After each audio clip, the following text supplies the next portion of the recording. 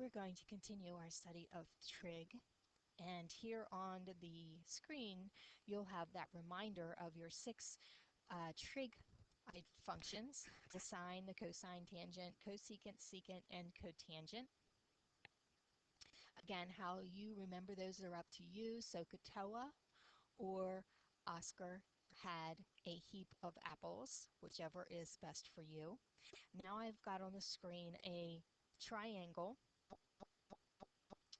and I'm asking you to find the sine of angle A, the cosine of angle A, and the tangent of angle A. Well, knowing that the sine of an angle is the side opposite over the adjacent, the cosine is I said the adjacent over the hypotenuse and wrote hypotenuse. The cosine is the adjacent over the hypotenuse, and the tangent, of course, is the opposite over the adjacent. I then have to realize which angle, and I am finding the sine, cosine, and tangent of angle A. Knowing it's angle A, I can then differentiate which are the opposite side and which is the adjacent side, keeping in mind that my hypotenuse is always the side opposite the right angle. It is the longest side of the triangle. When I look at angle A to find opposite and adjacent, angle A, pretend you are standing at the point A and looking across the triangle. Across the triangle, the side opposite would therefore be 36. And if I'm again standing at angle A, the side adjacent, the side next to or beside, is the side which is labeled 77. So that is my adjacent side. So once I have each of those labeled, I can go back and find the sine of angle A. The sine of angle A is the opposite, which is 36, over the hypotenuse, which is 85. The cosine of angle A is the adjacent side, 77, over the hypotenuse, 85. The tangent is the side opposite, 36, over the adjacent side of 77. Now, of course, if I wanted to find my reciprocal functions as well, the sine, the reciprocal function, is the cosecant. And of course, because they are reciprocal function, the cosecant of A would be 85 over 36, or the hypotenuse over the opposite. The secant is the reciprocal function of cosine. To find it, it's a reciprocal, so it's 85 over 77. And the cotangent is the reciprocal function of tangent, and therefore the cotangent of angle A would be 77 over 36. Then we get to our special angles, our special triangles, and I have there memorize these, and you absolutely positively must memorize these special triangles. They are a 30-60-90 triangle and a 45-45 triangle. First, let's take a look at the 30-60-90 triangle. Notice that when I look at those signs, and this is how I remember it, 1, 2, square root 3. That's how we remember the lengths of the sides of a 30-60-90. 1, 2, square root 3. I further know that 1 is the smallest amount. Square root of 3 is approximately 1.73 something. And then, of course, 2 is 2. So the order in size is that 1 is the smallest, square root of 3 is the middle size, and 2 is the longest side. Knowing that, I absolutely have to put 2 as my hypotenuse of that right triangle, being the longest side. When I put my 30 degrees and my 60-degree angles, as they're shown here, I know that my 30-degree angle, the side opposite it, has to be the shortest side, which of course is 1. When I look at my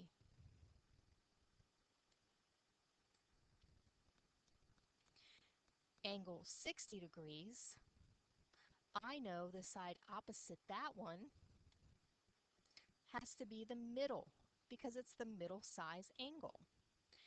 So I have to memorize this. I have to know these and I have to know the functions.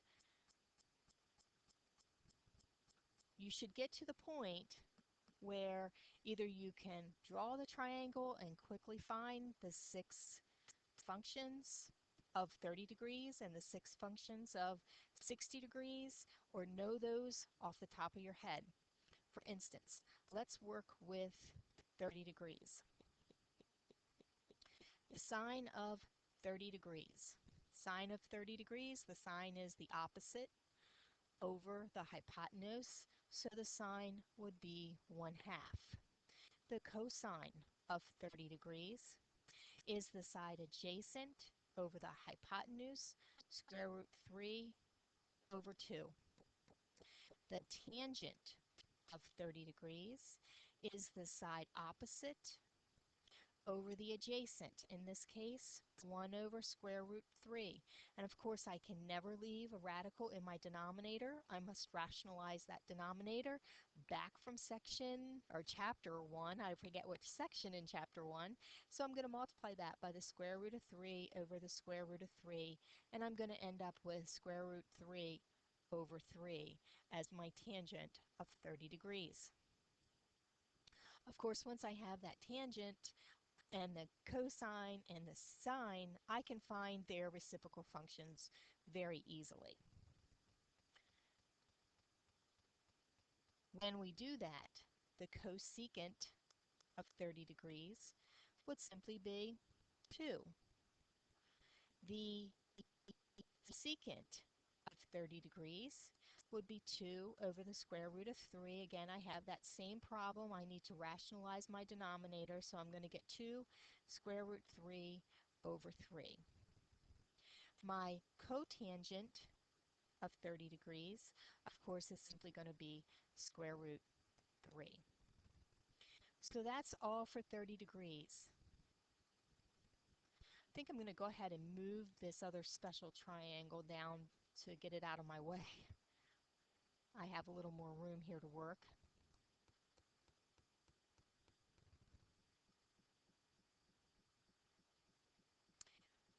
So I have cosine of 30. I have all my 30 degrees. Memorize, memorize, memorize. Next, let's do 60 degrees. And I'll stick those up here in the corner so I can see my triangle simultaneously.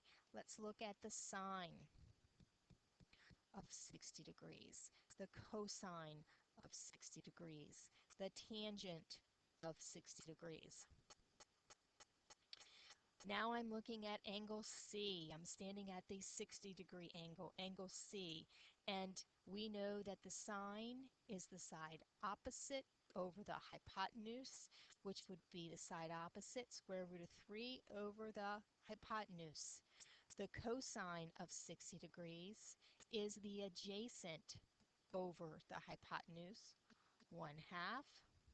And of course, the tangent is the side opposite over the adjacent, which of course is simply square root 3.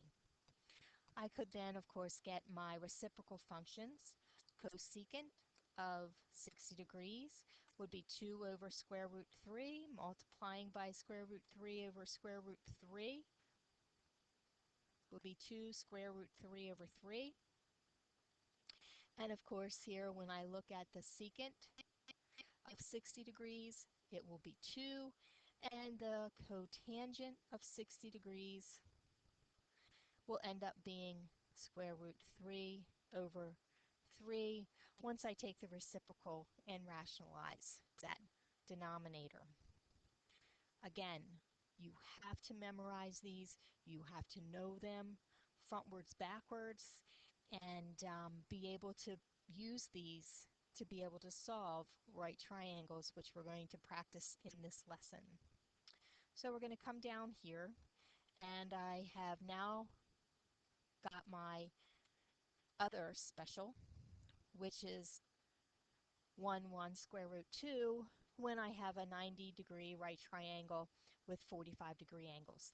The beauty of this is that because 45 is 45, it really doesn't matter which angle you're going to look at, but let's go through it because it will be the same since the angle of measures are the same. So the sine of 45 degrees, the cosine of 45 degrees, and the tangent of 45 degrees.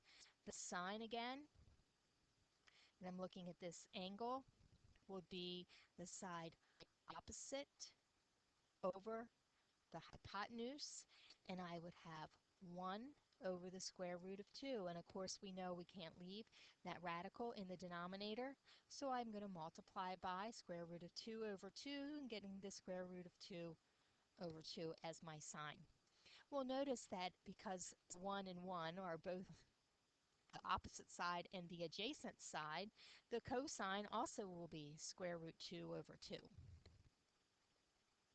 The tangent is the side opposite over the adjacent, and of course I simply get 1.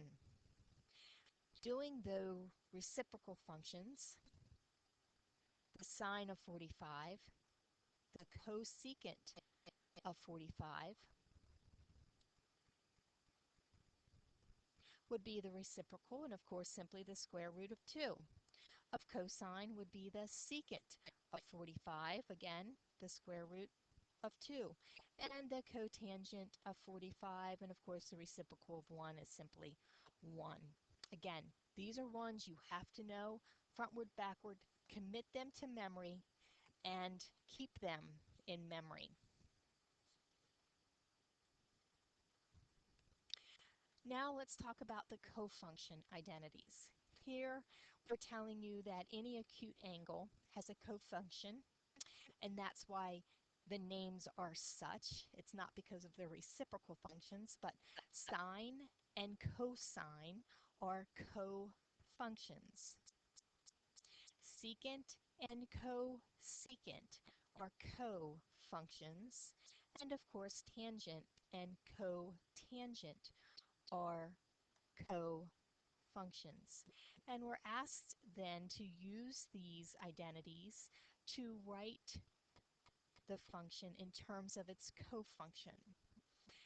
So for instance, here we have the sine of 9 degrees, and we can rewrite that as the cosine of 90 degrees minus 9 degrees because they are co-functions, and of course that would mean the cosine of 81 degrees.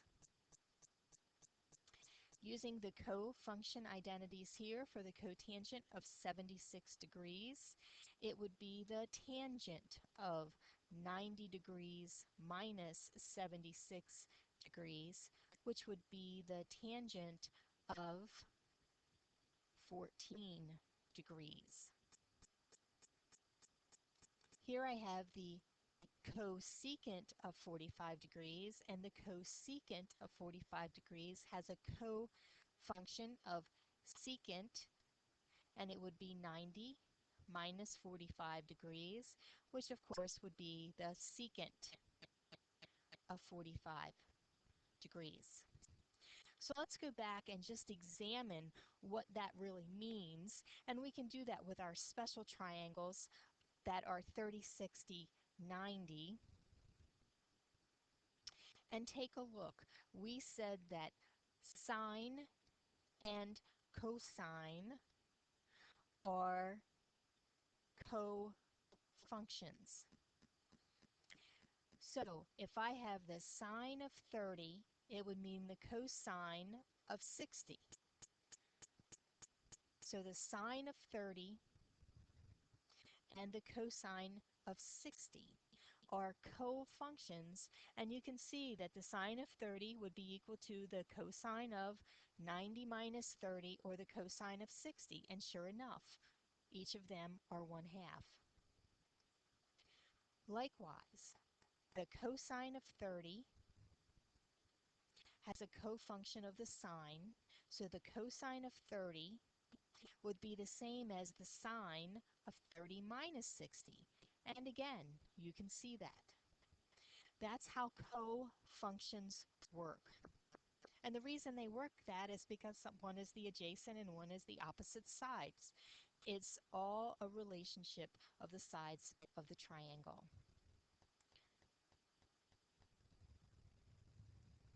So here's a problem where they want you to solve a right triangle, and it's given that ABC is a right triangle with sides lengths A, B, and C, and the right angle is C. Find the unknown side and then find the values of the 6 trig functions for angle B. So we're going to first sketch this particular triangle. So let me see if I can get a triangle tool here. There's a nice right triangle. And on that right triangle, we're going to go ahead and sketch that function. Oh, it's going to give me a 45, 45, isn't it? Let's see if I could do one that's a little bit better. Perhaps not. Here's my right angle. It tells me the right angle is C. It also tells me that I have angles A and I have angle B. The way I have to realize is that the side opposite are the lowercase c, the lowercase a, and the lowercase b. So angle C, the hypotenuse in this case, would be small letter c. One of the legs across from A would be here, and that would be lowercase a. From B, across from B, would be lowercase b. Now that I have my triangle sketched, I can then go ahead and label things. We know C is 12, and we're given that B is 7. Once we have that, we want to find the unknown side and then all the values of the 6 trig functions for angle B. So the first thing I have to do is find side C. To find side C, we're going to use the Pythagorean theorem, of course, which says a squared must equal b squared, a squared plus b squared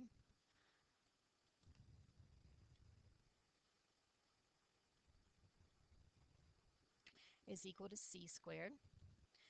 Filling in, I have a squared plus 7 squared must equal 12 squared.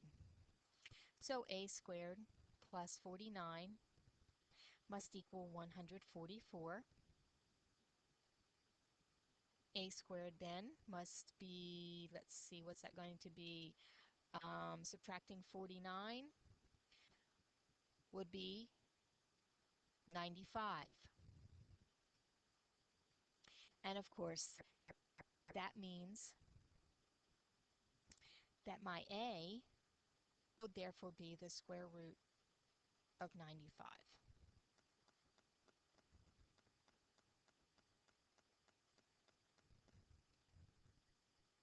Now that I have all sides of my triangle, I can then find the 6 trig functions of that particular angle they asked me for, angle B. I'm going to remember here that I am finding the 6 trig functions for angle B. Finding those, I would have the sine of angle B. In this case, when I'm standing at angle B at that point and I'm looking directly across the triangle, I know the side opposite is 7 and the hypotenuse is 12. The cosine of angle B If I'm standing at angle B, the adjacent side next to, close to, would be square root 95 over the hypotenuse, which is 12. For my tangent of B, the side opposite again would be 7, and the side adjacent would be the square root of 95. Again, we can't leave a radical in the denominator, so rationalizing that denominator, I end up with 7 times the square root of 95 all over 95. I also need to find those reciprocal functions. The reciprocal function here first would be the cosecant of angle B, which being a reciprocal would be 12 over 7. The secant of angle B, again the reciprocal, would be 12 over the square root 95. Rationalizing that denominator, I get 12 square root 95 all over 95. And the cotangent of B, taking the reciprocal, would be square root 95 over 7.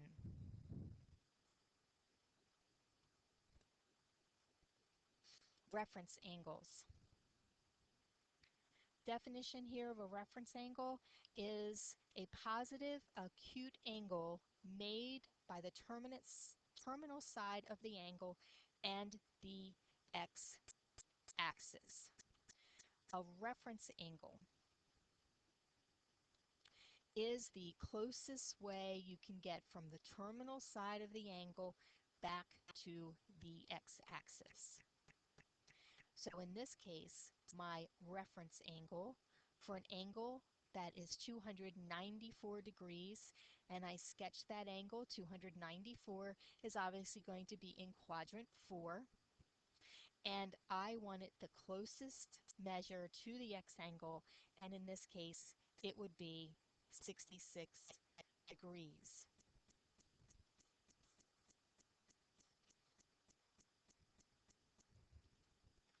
Now I'm asking you to find the reference angle for the angle which measures 883 degrees. Well, first, we have to find a coterminal angle between 0 and 360.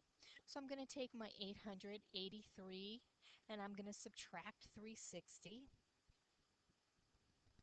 I need to subtract 360 again.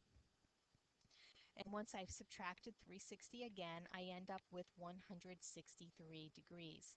So this is my coterminal angle with 883 degrees. Once I then plot my 163 degrees from the initial side to my terminal side, I find then the closest way to get to the x-axis would be 180 minus 163 to get to 17 degrees. And 17 degrees would therefore be my reference angle. Again, reference angle is the closest measure to get to the x-axis from the terminal side.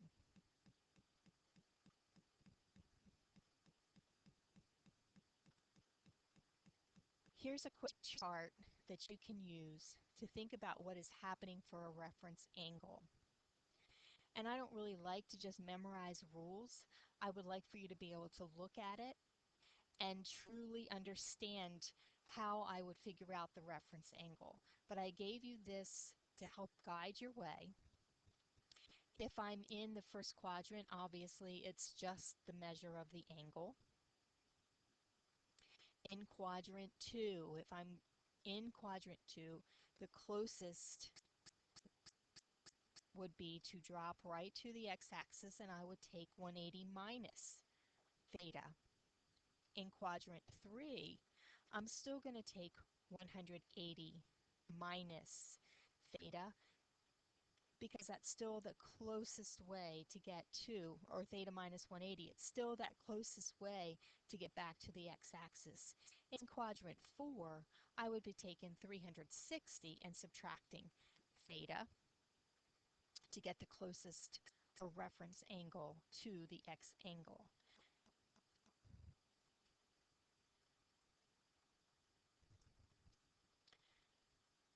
So here we go. Here's some steps in finding trigonometric functions for any non-quadrantal angle theta. The first step is to find a coterminal angle if it's greater than 360 degrees. Once I find that coterminal angle, if necessary, then I need to find my reference angle. Once I find my reference angle, then I can go ahead and find the trig functions for that particular reference angle. Be sure that you're giving the correct sine value depending upon which quadrant that particular angle falls in. So here I have asked to find the values of the 6 trigonometric functions for 225 degrees. 225 degrees, I find that first I have not got to find a coterminal angle because it's within the 360 degrees. But then 225 degrees I find lands in quadrant 3. I have to find my reference angle. My reference angle will be this angle. And my reference angle, 225 minus 180, would be 45 degrees. Well, once I know that it's at 45 degrees, I can then very quickly find my exact values of my trig functions, because if you'll remember, that's one of the ones I said you just have to memorize, and you're looking at a 45, 45 triangle. Let me bring up my triangles again.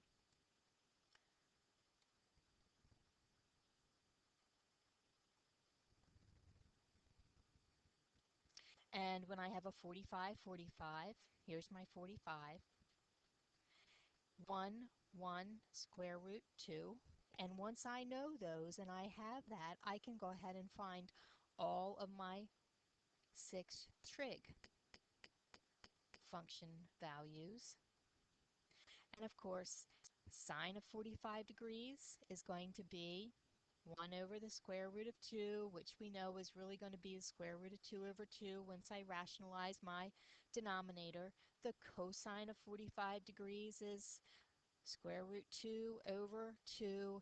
The tangent of 45 degrees, again, I need to have you memorize these. This is simply going to be 1. The cosecant of 45 degrees is going to be square root 2. The secant of 45 degrees will in fact be square root 2. And lastly, the cotangent of 45 degrees will be 1. Now, the last thing I have to do is this. I have to determine the correct sign for each of the trig functions in a particular quadrant. I've used my reference angle to get my trig values, but now I have to realize that I'm in quadrant 3. And if you'll remember from the last lecture, all students take calculus is a little acronym on remembering which angles are positive in which quadrant. And when I look in quadrant 3, t means, of course, tangent, and its reciprocal function of cotangent are positive in quadrant 3. There are none other that are positive in quadrant 3, so the sine should be negative, the cosine should be negative, the cosecant is negative, and the secant is negative. The tangent and the cotangent would therefore be positive. So really what I'm finding is the sine of 225 degrees and the cosine of 225 and the tangent of 225, etc. I, though, used my reference angle to know those angles, to find those values, and then I applied which quadrant it is to make it positive or negative. So let's do another one. Oh, I picked another one that's in quadrant 3, but that's okay. It would be similar. Find the exact value of the sine of negative 150 degrees.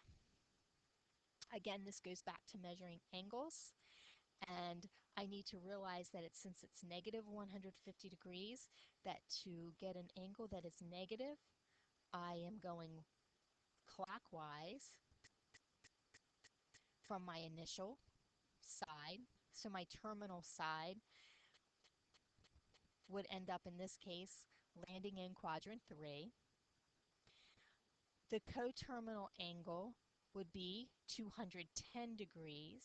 The coterminal angle is 210 degrees. And my reference angle would therefore be 30 degrees. Once I've identified what that is, I can then recall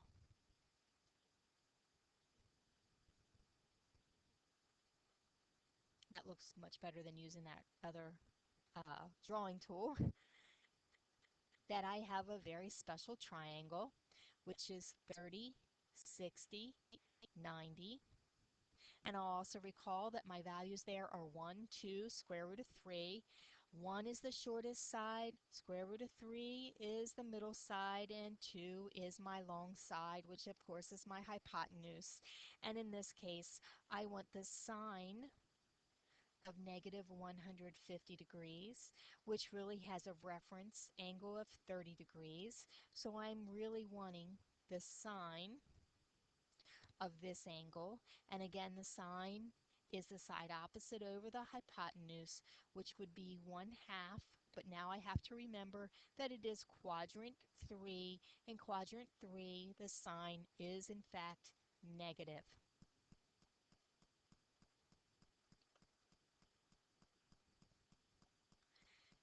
I wanted to give you some examples here on how to make sure you're finding the sine and cosine, etc., and the inverse functions using your calculator. So I'm going to bring up that calculator now.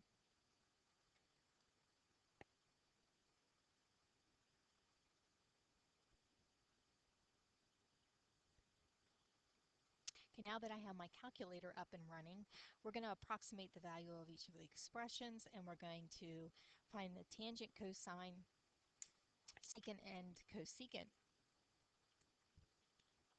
Make sure that you are inputting those correctly into your calculator.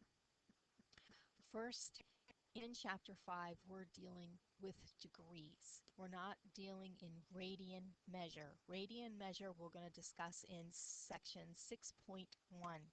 So I need you to go to Mode on your calculator and cursor down, and you can see right now my calculator is set at degree mode, so I'm going to change it to radian mode just so I know you can change it back.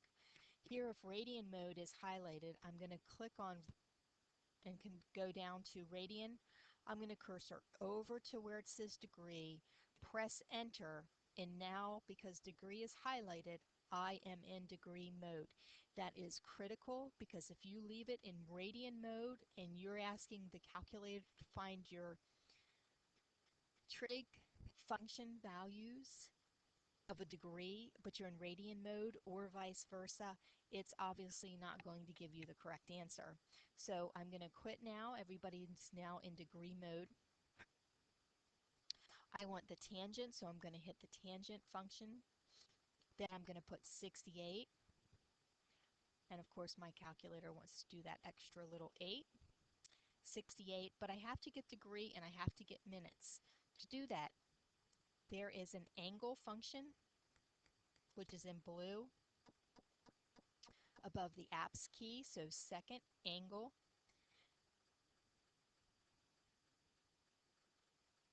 And number 1 is degree, so I'll choose number 1, and it puts my degree sign in.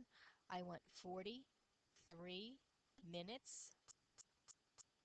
So then I'm going to use that same angle, so second angle, and number 2 is my minutes. So number 2, close that parenthesis, and the tangent of 63 degrees, 43 minutes is in fact 2.56707, etc. The cosine, this time the cosine that we're asking you to find is in a decimal form and not degrees and minutes.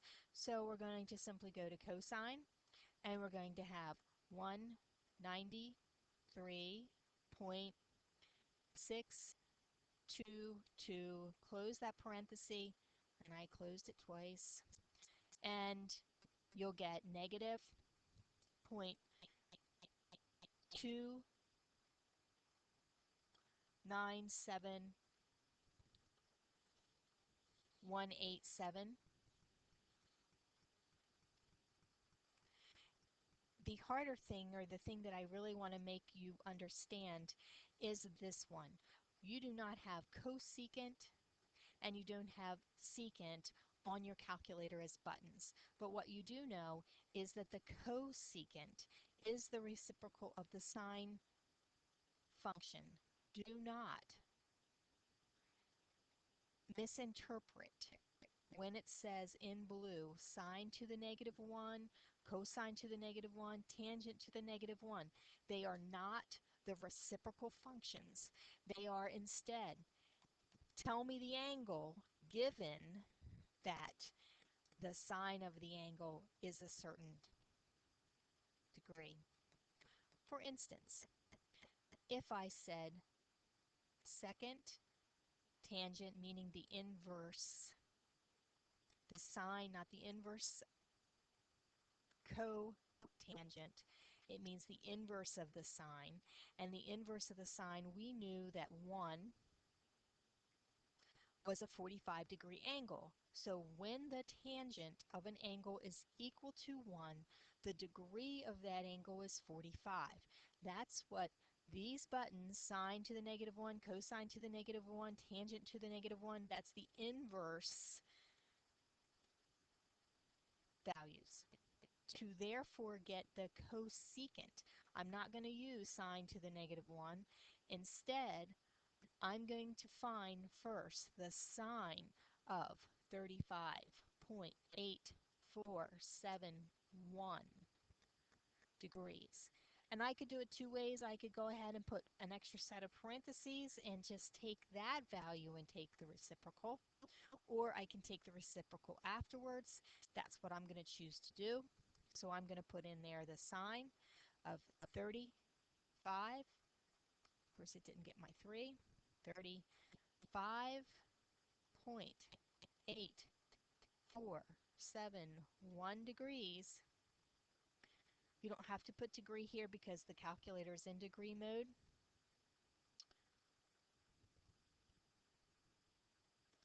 And I get the sine is that. But I don't want the sine. I want the cosecant.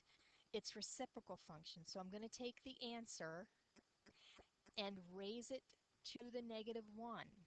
That's a different, you're asking for a different than the inverse sine. When I do that, I now have that the cosecant is in fact 1.70757. The same thing or similar thing is going to happen here with the secant. I know that the secant has a reciprocal function. That reciprocal function is the cosine. So I'm going to ask for the cosine of -287 degrees in my calculator. Cosine, -287.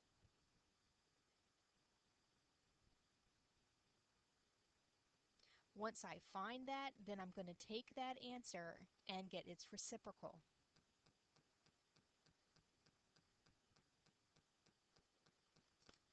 So therefore, the secant of -287 degrees is 3.4203, etc.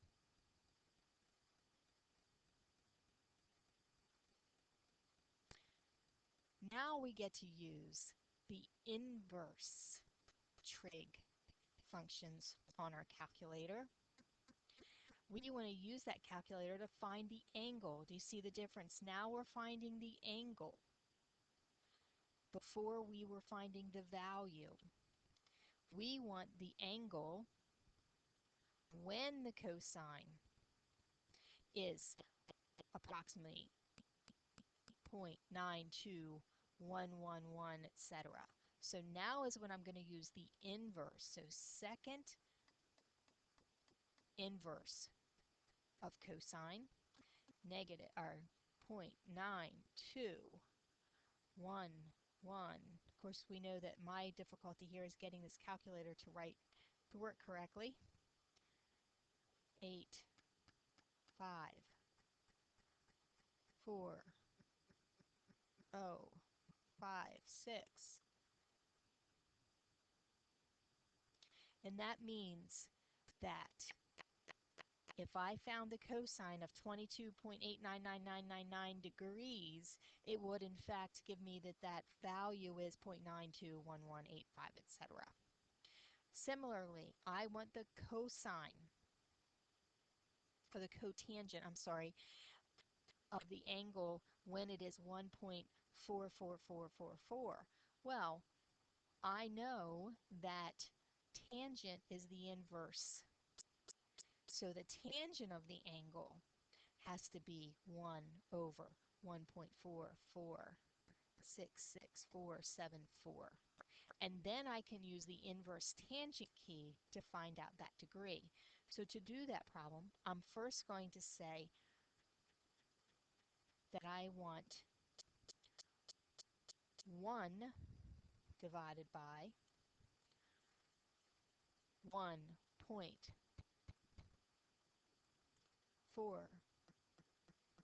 Boy, it really doesn't want to do what I'm telling it here on the screen. 1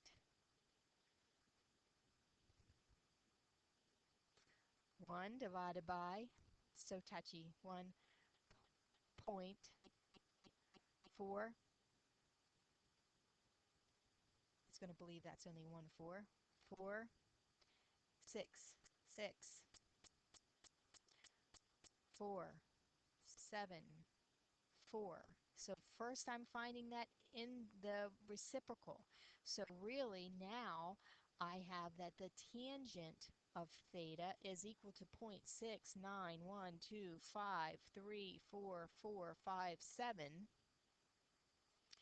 Now I can ask it for the inverse tangent. So second tangent, and I'm going to just have it paste the long decimal number in by going second answer, close that parenthesis, and enter, and I finally find that the angle of measure is 34.65. So I have that theta is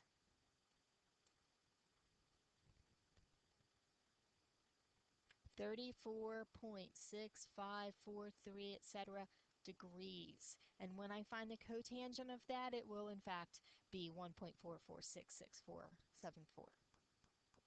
Important that you know how to use those calculator functions to find your degree or find your reciprocal functions.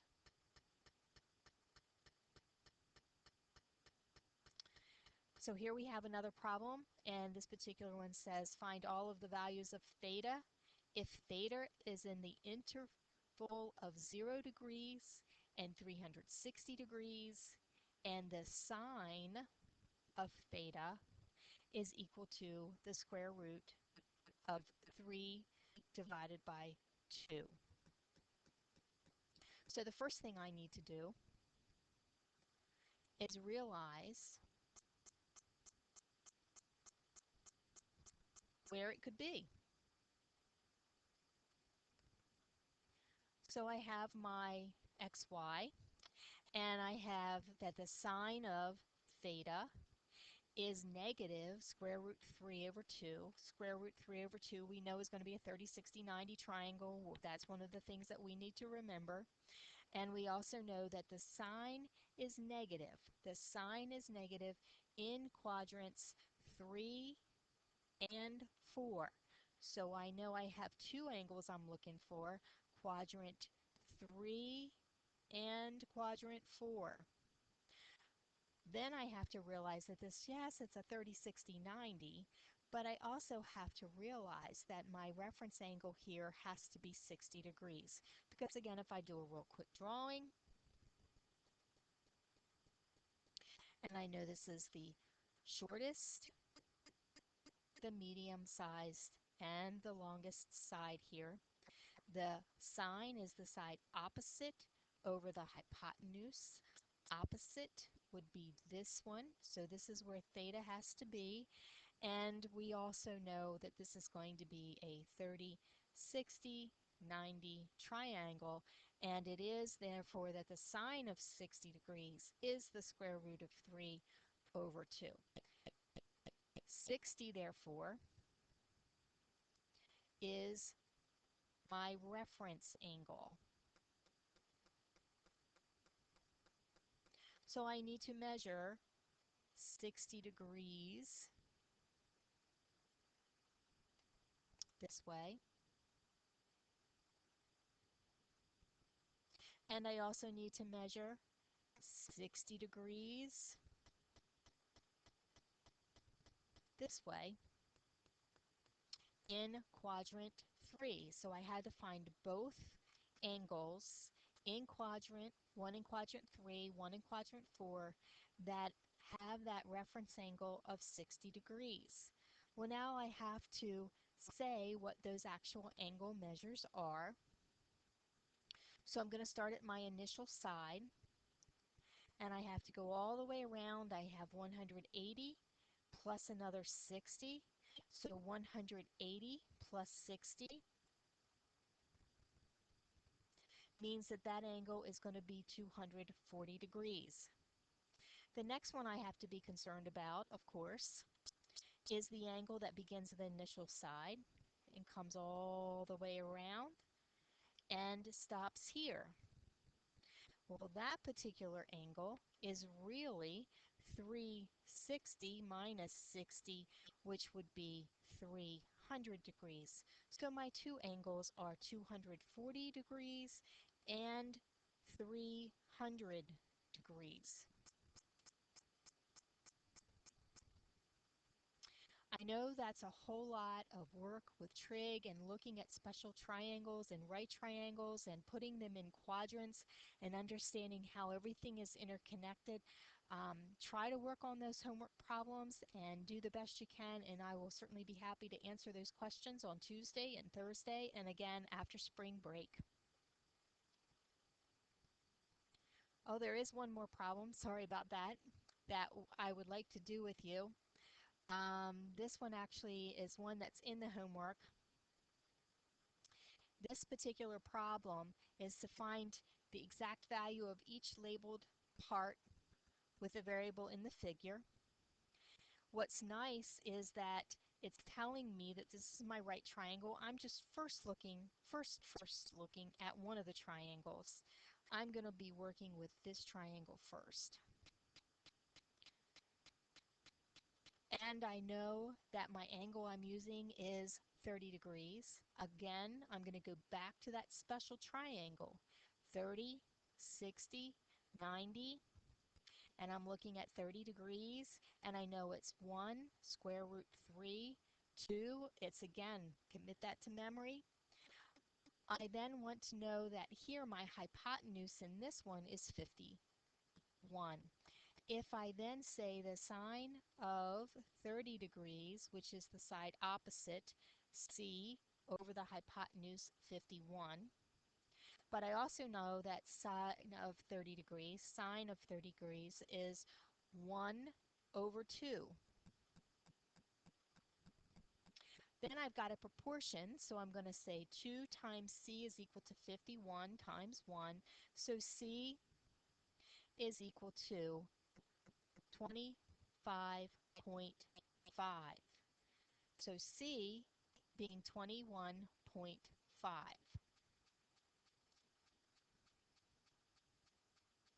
I'm sorry, I said 21, I wrote 25.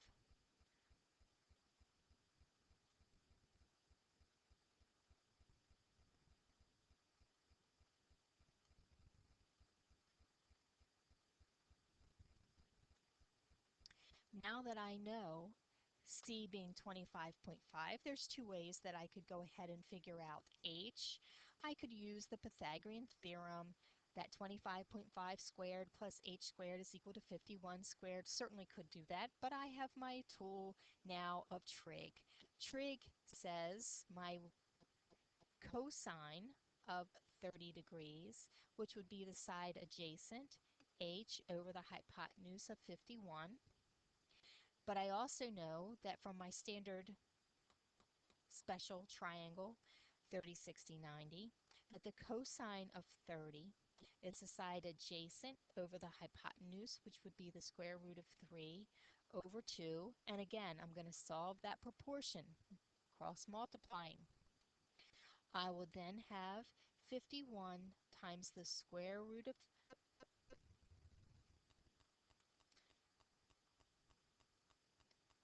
3 must equal 2 times h, and therefore 51 times the square root of 3 divided by 2 is equal to h. Now that I have found C and I found H, I still have to find A and B. Well, now that I have one side of that triangle, I can still use that same 30, 60, 90 triangle, and I'm looking now at angle 60 here, and I can find out and know that the sine of 60 degrees is equal to the side opposite, 25.5, divided by the hypotenuse, and the hypotenuse in that little triangle, let me highlight that one in a different color so you know which one I'm looking at. I'm looking at this triangle now.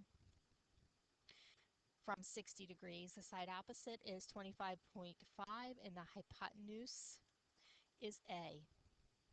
But I also know that the sine of 60 degrees, back to my special triangle, my sine of 60 degrees is the side opposite, square root of 3 over 2.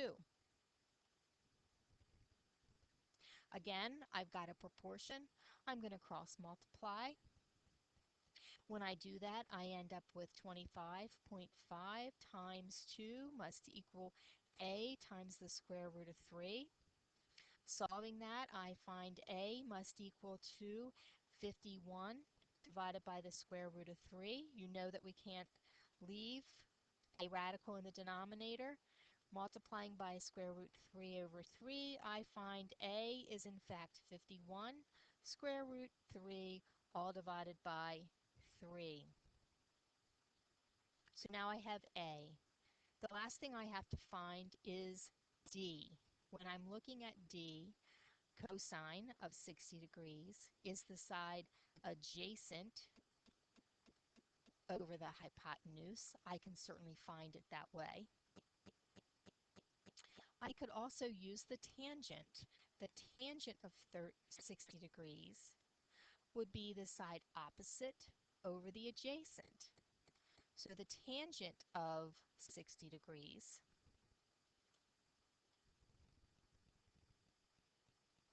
would be the side opposite over the adjacent, which I believe the adjacent is side D in that triangle, over D. And we also know that in our special triangle, the tangent of 60 would be the side opposite over the adjacent, which would be square root of 3, or simply square root of 3 over 1 if you want to make it a nice proportion there. So when we cross multiply and set up a proportion and cross multiply there, we find that D times the square root of 3 must equal 25.5.